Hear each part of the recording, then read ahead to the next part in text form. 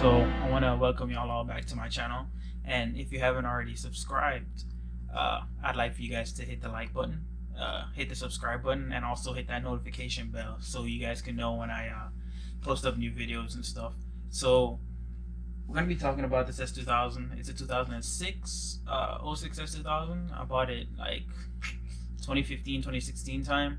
So anyways, the reason why I'm working on it and the reason why it doesn't have an engine is because the engine dropped a valve on, actually it snapped a valve in cylinder number 4, the intake valve.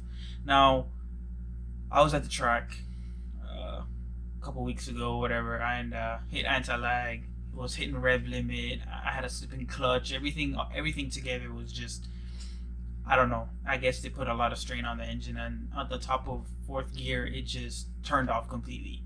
Like, I look down, my oil light's on, my engine's off. I'm like, okay, what the heck? Maybe something electrical.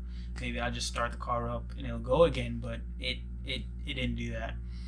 And what was crazy about it is when I took the head off the engine and I looked in, I'll post up some videos and pictures here so you can see, the damage on cylinder number 4 was pretty intense.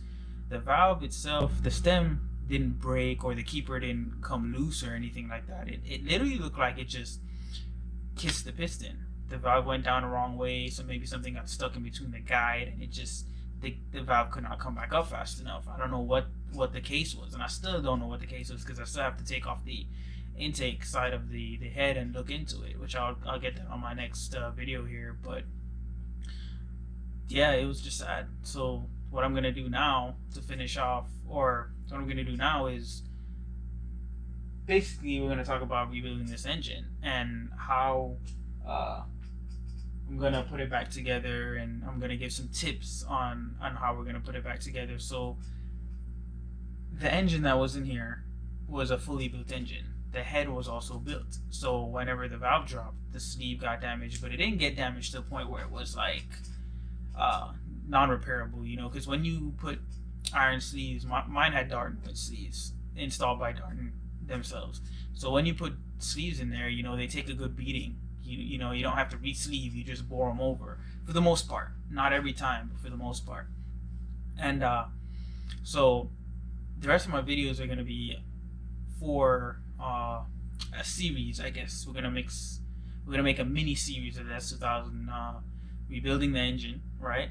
Putting in new bearings. We're gonna time the engine, which is something that I really want to show you guys. Timing the S2000 engine, and basically we're gonna put it back together, and we're gonna install it in here, put the trans back in. I'm gonna put a stage 4 competition clutch in it because I had a stage 2, and the car was making around 531 horsepower and about 400 foot-pounds of torque, which is, if you know, that's a lot for the stage 2. So the breakdown of the car, or the breakdown of the engine now, what I'm gonna do, what I'm gonna put into the engine with the new parts. So I chose to go with a Inline Pro stage 2.5X head package, and that 2.5X package, I got a pretty good deal on it. I'm paying $2,050 shipped for the head back to me.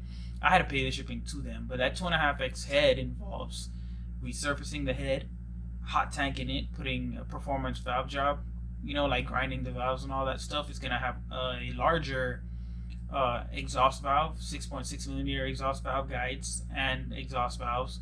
The exhaust and intake valves are Inconel, and it's gonna have titanium valve spring keepers, and the valve springs retainers gonna be titanium. So that's not too bad. And remember, that's like an upgraded built head. Now for the block, sadly we lost that piston number 4, and when you bore over, you don't bore over one cylinder, you have to bore over all 4 cylinders. So boring over all 4 means I need 4 new pistons, and Inline Pro is also going to be hooking me up with new oversized CP pistons for it, and I'm going to have them hot tank the block, resurface the block head, or the deck surface, my bad, resurface the deck surface, and then they're gonna sell me the pistons. They're gonna gap the rings for the pistons, so when I get it back, the rings are already they're already going to be gapped. They won't be installed. The wrist pin on the piston won't be installed. And let me show you what I'm talking about.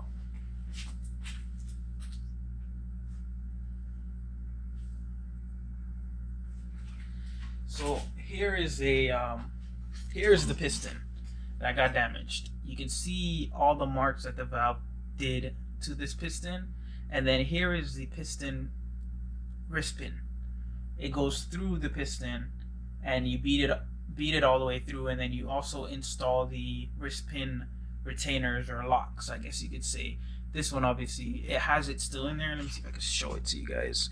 The little metal C-clip right there, that's in there still. So this is what a good piston looks like. You know, it has some carbon deposits, nothing crazy. And then this is what a destroyed one looks like.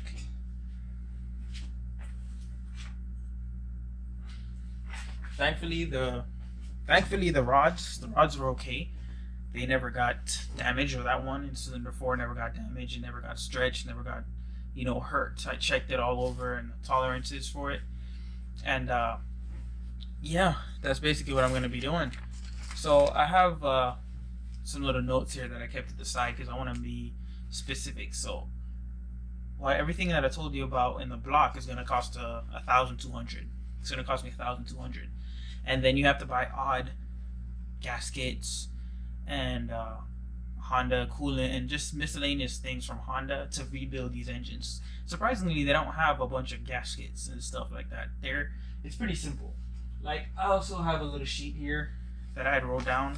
Well, this is when I was ordering it. It has all basically the part numbers and stuff you need to rebuild an S2000 engine. Let's see if I can get it in here real quick.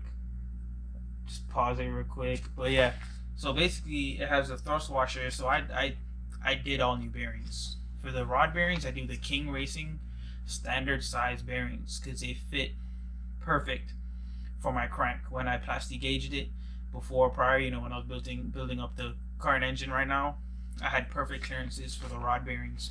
Now for the main bearings, I had ordered Kings as well, but the right way to do it, you don't get off the shelf bearings. Like, you don't. When you build an engine, especially in a Honda engine, on the block and on the crank, there's a code. There's a letter code.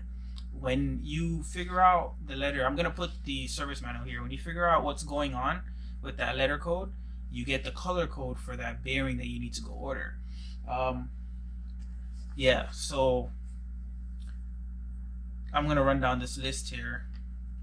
Just basic stuff. I'm not going to include the bearings. I'm going to tell you what you need when you're rebuilding the engine. You're going to need the VTEC solenoid gasket, the rear main, the front main seal, the water pump O-ring, chain, the timing chain O-ring, which goes on the timing chain cover, and the intake manifold gaskets, and the timing chain if you want it, So total for the bearings and all those gaskets, which is obviously not a lot, you can tell, it only ran me $240 without the chain. The chain was like an extra $150, $160, I can't remember exactly, maybe $120, something along the lines. It wasn't too crazy, but the total basically build for my S2000 here is going to cost me roughly $4,000, and that's without labor. That's not putting it back together. And the stage 4 competition clutch I'm going to put in, I'm just getting the disc. I'm not buying a whole new setup because I had the competition flywheel.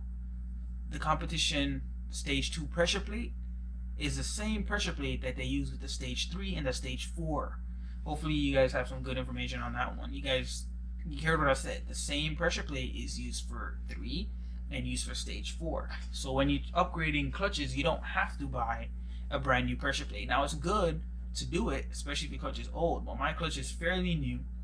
The car, it only had since a clutch install, not that long before this happened at the track.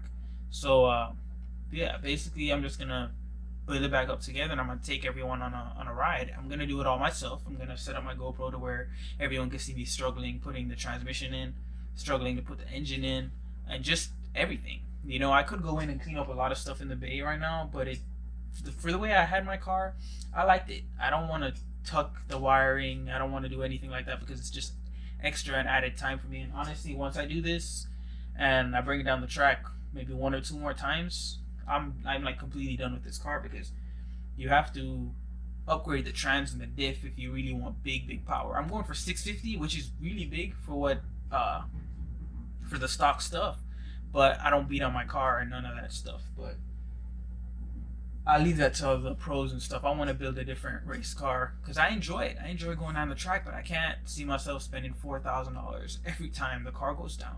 And to be fair, I could have just rebuilt the block for 1,200 and been fine. The new head that I put on there was the old engine, my original engine that I had in storage head, is what I sent off to go get built, because this current head it's done. I'm gonna ship. I don't even know. I'm gonna tear it down and sell the springs and the retainers, and then just the head just it's done. Like, I have no idea where I'm gonna put it. So I'm gonna walk you guys around to the head right now and show you. Even though I showed you video already, I'm gonna bring you guys around so you guys can see what I'm talking about. So here we go. Get around to this the head. So here's the head, as you can tell, and it's a bit dark around here, but let me lift up this head and I'll show you. Hopefully you guys can see it. You guys might not be able to see it. Yeah, you can't really see it because I'm using the GoPro and it's in the garage, but yeah, you see the video that I had. It's completely destroyed. Oh, one last thing. If you guys could subscribe, like, and hit that notification bell, I'd really appreciate it.